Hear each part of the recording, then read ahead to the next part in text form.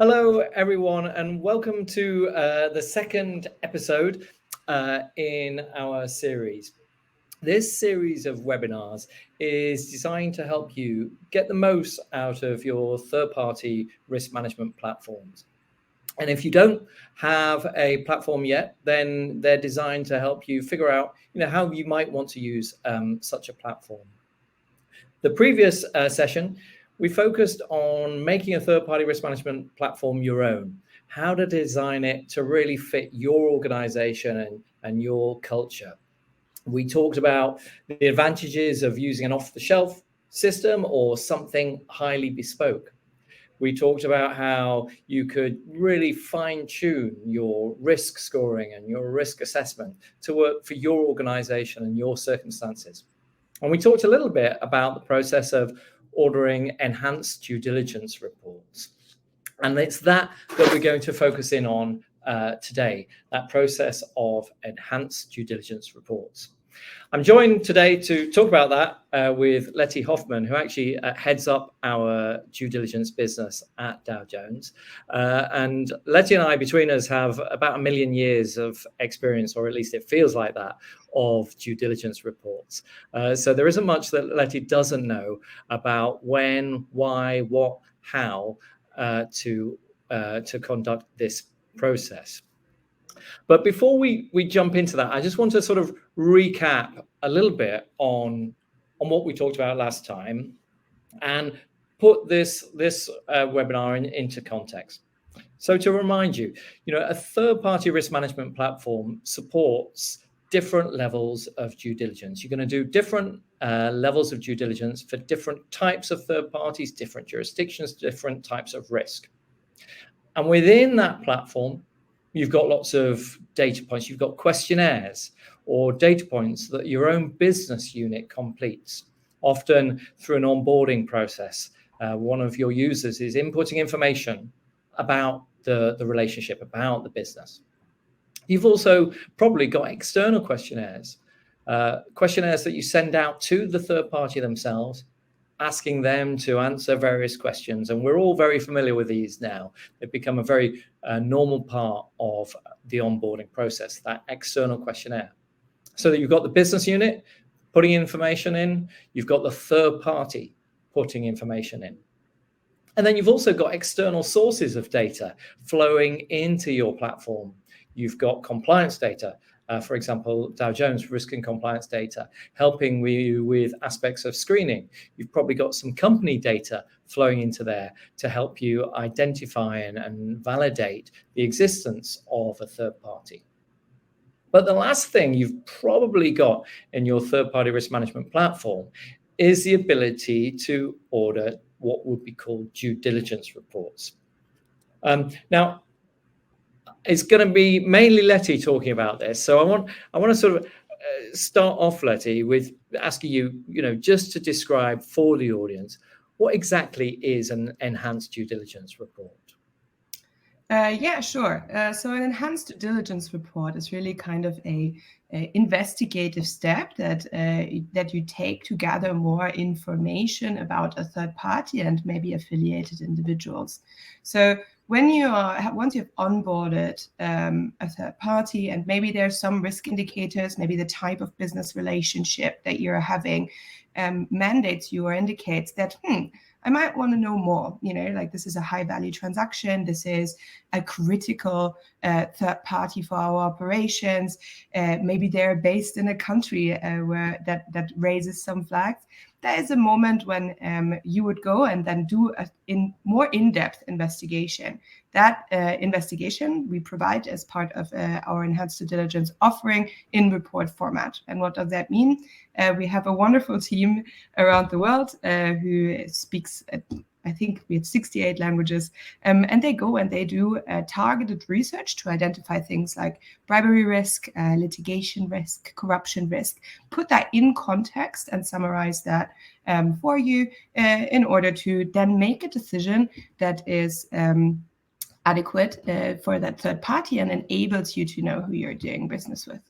Got it. So I think, a key point there that you mentioned, you talked about our service. I think for our audience, typically what we see our clients doing is using a specialist external due diligence provider to do this part of the process. Why that is important from my perspective is it gives you that independent external view of the third party. I think it's quite interesting if we think back to that Venn diagram. You've got the business unit, you've got the third party. Both of those organizations, for one reason or another, want to get the business done. They want to be onboarded. And this moment, as Letty's described it, gives you a way of getting a very independent view of the third party. On the slide here, it talks about taking a risk-based approach. I mean, would you expect, Letty, that people would get different types of reports for different levels of risk? Yeah, absolutely. I think, it's not a one-size-fits-all approach, really, when it comes to enhanced due diligence. This risk-based approach, it may vary for each company, for each sector, each industry. It's really something that is really unique to that specific client. And so their needs are also unique. We have different reports that focus on sanctions risk. We have reports that focus on human rights risk, for example. A lot of our reports are really meant to address bribery and corruption issues. So this risk-based, because of the risk-based approach, we can't really say that one thing means the same to the same set of audiences. It really depends on the third party. It depends on the congruence of the entire process that is now on the screen. It's not something that can be evaluated just by the report. It needs to make sense within that exact circle that you are putting on the screen right now. And when we know that an effective process is really most effectively going to mitigate your risk overall, I think the DOJ in March 2023 released some guidance on the evaluation of corporate compliance programs. They're very clear. You want to focus most of your energy on your highest risk parties. What that means within your program, that is really, what platforms are shaping and helping you to decide, so that you can get an enhanced due diligence report for those parties that make sense in the context that you need it.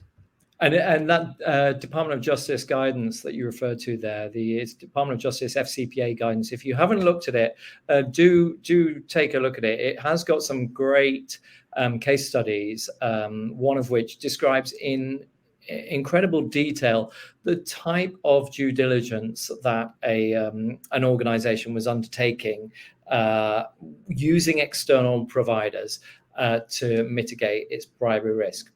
So we've talked a little bit about what is enhanced due diligence reports. I want to know when you should order them, because I think when third-party risk management platforms started to evolve, and I'm thinking now, actually, probably I don't know, I'm aging myself, but over a decade ago, I think they evolved as ways to drive revenue for due diligence firms. I think they were kind of, designed to say, aha, you're onboarding a third party. Now you must order a due diligence report from us. And I think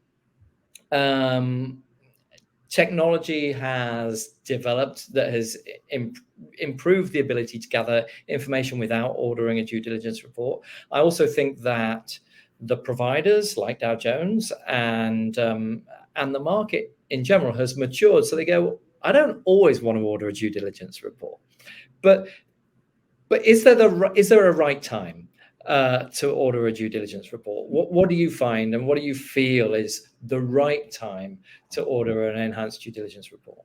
I feel like it's almost a trick question, and as I said, everything in the due diligence process is based on this risk-based approach. So saying there is a right time would be, I think, too prescriptive.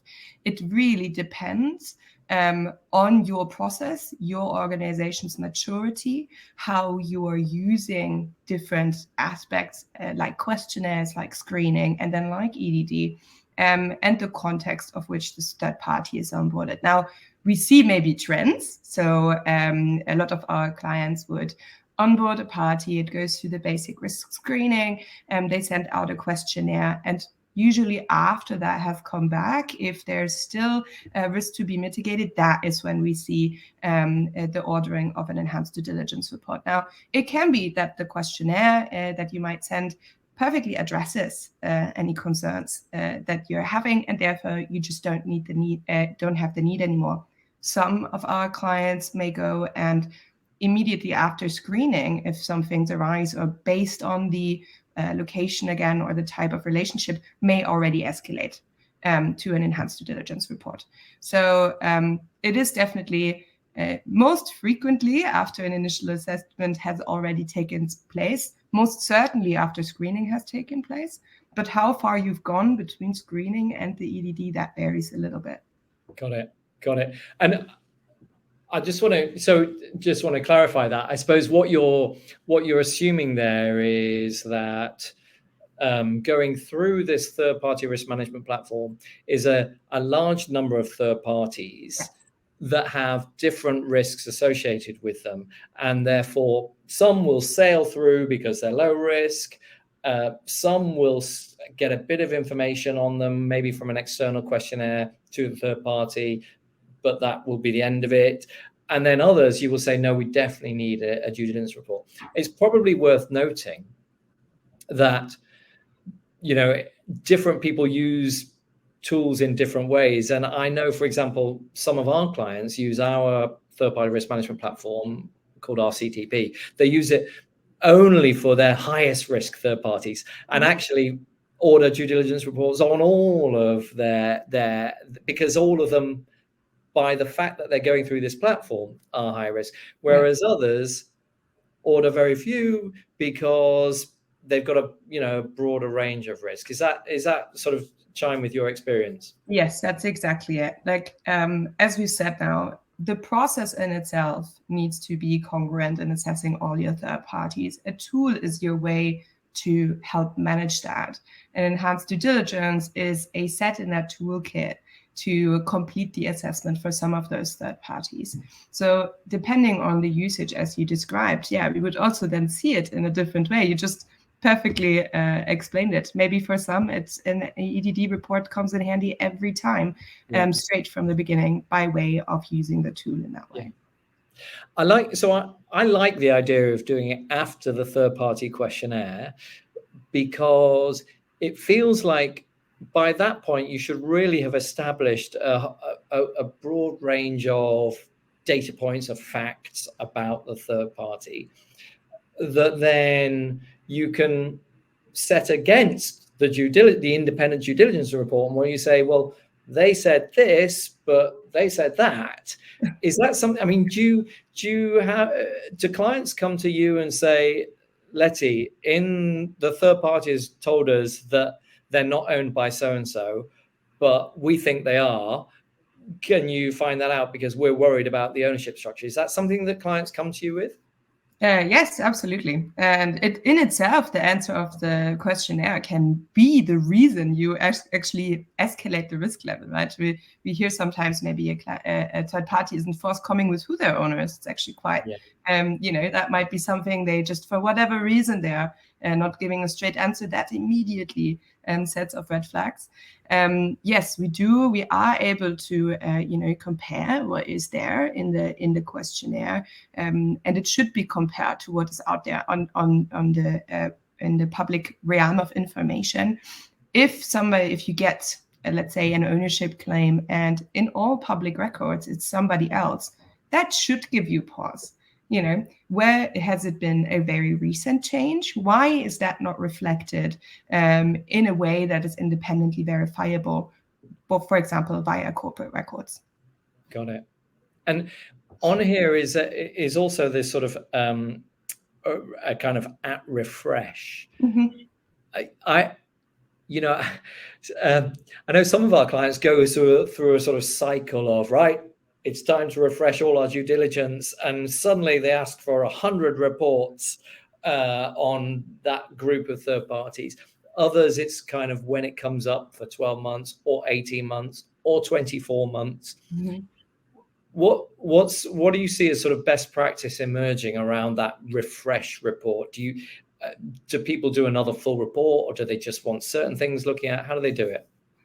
So usually I would say when you've done your initial risk assessment and an entity or individual, with the individual has risen to that level of high risk, it would be unusual for me to see that risk classification change. So I'd say if you've already made the choice at one point to go for or classify them as a higher risk third party, unless you've done a re-evaluate risk assessment that might have changed that classification, yes, we see that we get a complete refresh. Depending on that time frame you've talked about, that might indicate what new information is available. We will do all searches from scratch independently because it is important for us to independently verify that all the statements are still accurate. Corporate records change, litigations come to a close. These are things where we want to make sure and check ourselves that we do not take for granted that what was established in the past doesn't have a new facet. So we will do all the searches anew for that moment of a refresh. It's very difficult to just update a single part of a report without and be sure that you actually have the quality of information available, that you need to continue to make those choices. Yeah. Okay. I just before because you mentioned the litigation searches, I thought that was we'll cut. So we're going to come on to we've talked about what is a due diligence report. We've talked about when. We're going to now talk about, well, what does it cover? But before we do, I just want to make a point to the audience. So when that due diligence report comes back to you, it will come into the system. You're then going to read that. And I think one of the things that I like about a technology platform and the interplay with a due diligence report is it gives you the opportunity to actually do something with that report. So my worry, being honest, in the past with some of our due diligence reports, they go out and I think they just sit in a drawer somewhere and people wouldn't really address the risks that were raised in them. With a third-party risk management platform, you've got the opportunity to take that report, read it, ingest it, absorb it, and then think, what additional risks does this now raise for me? And should I actually create those in my platform so I've got an audit trail? Or equally, what risks does it resolve? I had this red flag that I was worried about. I've now got a due diligence report that goes into far more detail and I'm able to resolve it. So I think the interaction of an external due diligence report with a third-party risk management platform is really great because it allows you to create much more process, which is you're able to audit around the risks that are raised in a due diligence report. One thing that we haven't mentioned, we'll come on to talk about it, I think, here on this slide is source inquiries. So if we've got time, we're going to pick that up when we finish talking about what a due diligence report should cover. So let's see, what is in a due diligence report? What should it cover? So most generally, it is these things that are on the slide right now. So these are the different issues and topics that are most frequently discussed in our due diligence report. Now, little caveat, and I will get to it in a second, of course, is if you order a specialized report that addresses certain risk, for example, for trade compliance purposes, particularly military end use, that scope might look a little different because you're trying to assess a very specific risk. Now, our standard due diligence reports that are used for mitigating anti-bribery, anti-corruption risk, etc., are covering these issues that are on the slide here. So we'll always look into ownership of an organization and background. Now, the level of ownership research can vary. And it might vary depending, again, on the nature of the third party, but also the type of report requested. Most standard, we do go and identify 25% indirect ownership of an individual, which is very detailed and will satisfy most international standards. Similarly, I think a lot of these topics here are not surprising. Sanctions are, of course, covered. Political exposure. And this kind of on political exposure, this has to do with the individuals associated with an organization. I think there's something to be said about having that added layer of protection, because sometimes the third party might not in themselves have a large profile, but the associated individuals really do, and it's and that presents a new layer of risk, right? And so for our reports, are they typically for someone using a third-party risk management platform, are they ordering a report on just the entity, or do they order it on the whole group? How does it work? So typically it will be the entity and then some key associated individuals. Who that is, that can be chairman, for example, or an affiliated or like a director, or the CEO. It really depends on the type of third party. So if you have a very small company, oftentimes that can be synonymous with basically the footprint of that individual. So you will want to make sure that you are doing the background search into them because of the nature of the organization. If you're speaking about a large, publicly traded multinational, that for maybe you would want to have a report on, then that's the associated individual becomes maybe a little less impactful than for a very small third party, right? But yes, we do typically see multiple subjects, so we call them subject, the third party is one, and then the individual, to be included within the scope of one due diligence report that is ordered. Got it. Yeah, so if you're doing a report on a very small Central Asian company with a very small footprint, it might be interesting to find that it's owned by the president's daughter and actually focus on that as the area of risk rather than the company. I get it. Correct. I get it. So you mentioned litigation earlier.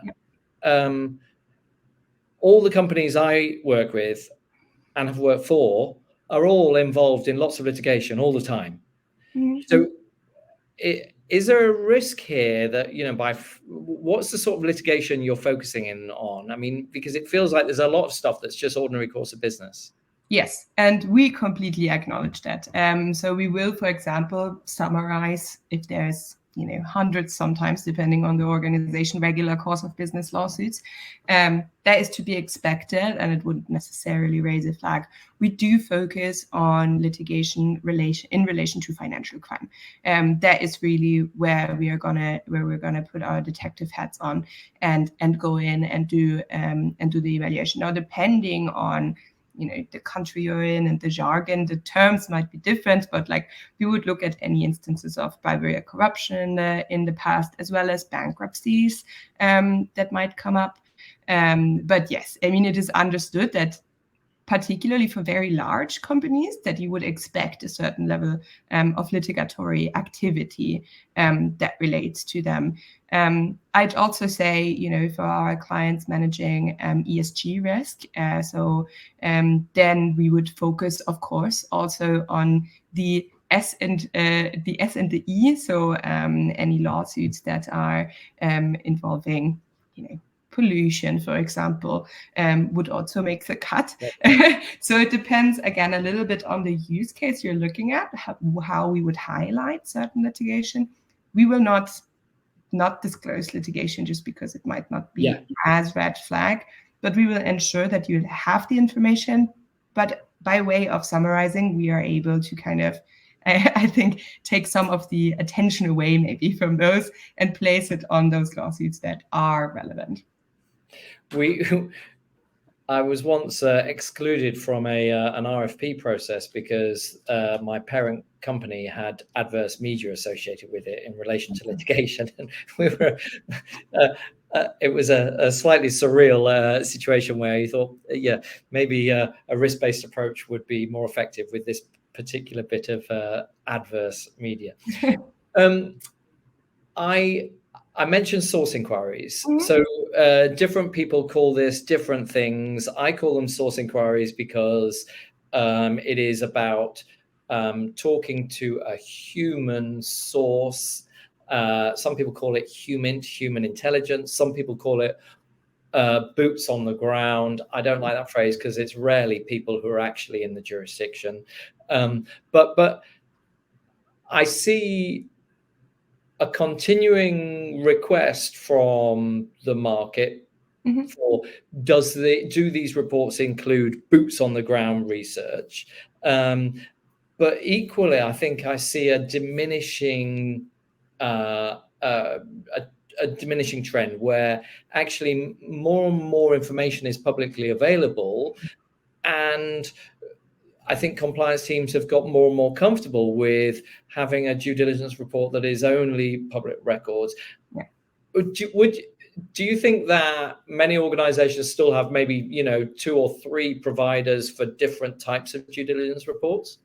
Yeah, absolutely. I think also, again, it depends on the type of risk you're managing and how in depth the assessment needs to be. There's, if you are in the oil and gas industry somewhere in the world, there might be less publicly available information, right? Rather than if you're in consumer products in the United States, there's probably a lot of things online that we can find. Now, you said something, boots on the ground. So I don't like that phrase either, because not only because rarely are the people there, but also because just source inquiries are the entirety of on-the-ground research. So within our offering, we focus on publicly available information, which may include sending somebody to a corporate register on the ground and pulling a physical file where that file is not available online. So there is boots on the ground. They just aren't based on an interview process. Now, I think for the very vast majority of clients, a public record review in the enhanced due diligence process will satisfy their risk levels. In certain cases, you may really need the source inquiries, boots on the ground. And then we would never say don't go for it. Just, I think, make sure that you're working with a reputable provider that actually has a good network of professionals available to conduct these inquiries. These are longer investigations. They're gonna take time. They're gonna be a little bit on the pricier side. Sometimes it is necessary, and I think it makes a lot of sense to cover your different EDD needs with different providers, where maybe one provider isn't ideally situated to provide that particular service. I think you've kind of addressed all this already, but I just wanted to sort of kind of repeat on it a little bit. So typically, I think we see our clients using our due diligence services for a much broader range of use cases than in the past. I mean, I think back to, even 4 or 5 years ago, I would say it was much more heavily skewed to just anti-corruption, but now a much broader range of risk. Tell me a little bit about, the sort of military end use piece. Is that something that is focused on? What is that focused on?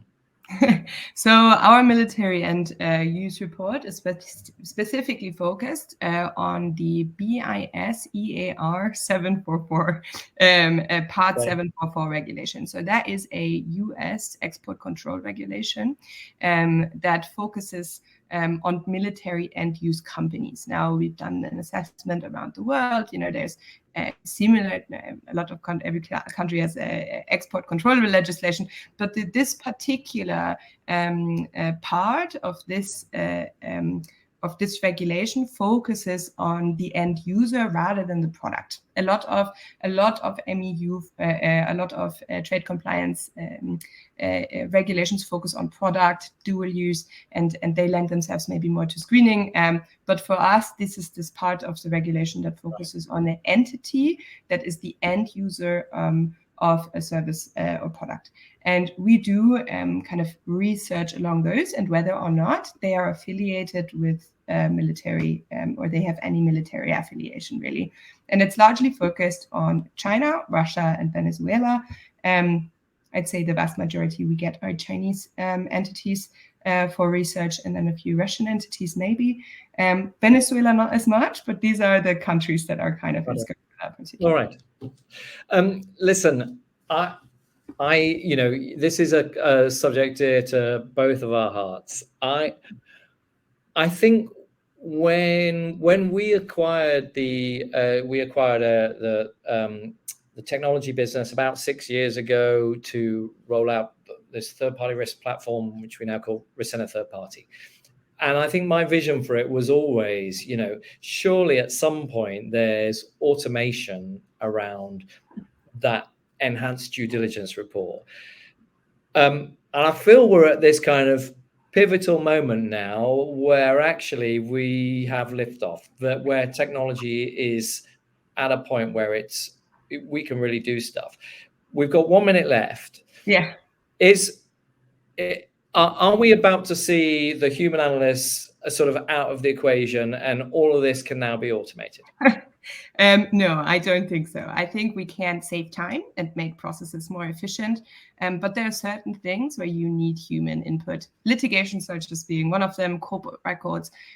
You can go through a vast amount of data and make human research more efficient. I don't think we are at a point with technology to automate the full process. But it's fair to say that we probably are bringing out something that is going to allow people at scale to do to actually probably a bit more, user-led enhanced due diligence. Would you say? I think so. I think we have reached that point. The new technology, GPT, it's on everybody's lips, generative AI, right? It enables us to make that process a lot more efficient. But yeah, I think human teams are still there. Hopefully we'll have a moment where we can make things quicker, maybe more accessible, and therefore able to address more risk for our clients and embed the culture of compliance even further than it already is across more topics. But really, escalation path, I think, is always still, with the human resources, always still the best option. So if we think about that risk-based approach, we're introducing a new level in a way, which is, look, if you want something very quick and pretty comprehensive, this is going to be the solution for you. Yes. But if you want something really comprehensive, it's still going to take time. And that's the human analyst report. Brilliant. Letty, listen, thank you so much for your time. Thank you for not having COVID, because the previous session, Claire had COVID. So thank you. To all the audience, thank you for dialing in again to this second session. The third session is actually going to pick up on a lot of what Letty's been talking about in relation to ESG. So we're really going to dive into how you pivot, if you will, your third-party risk management platform. Maybe it's previously anchored in an anti-corruption process, and how you pivot that to an ESG workflow, how you address things like the German Supply Chain Act or the EU Corporate Sustainability Due Diligence Directive. So we're going to be talking about that next time. Thank you, Letty, very much for your time today. Thanks, my pleasure.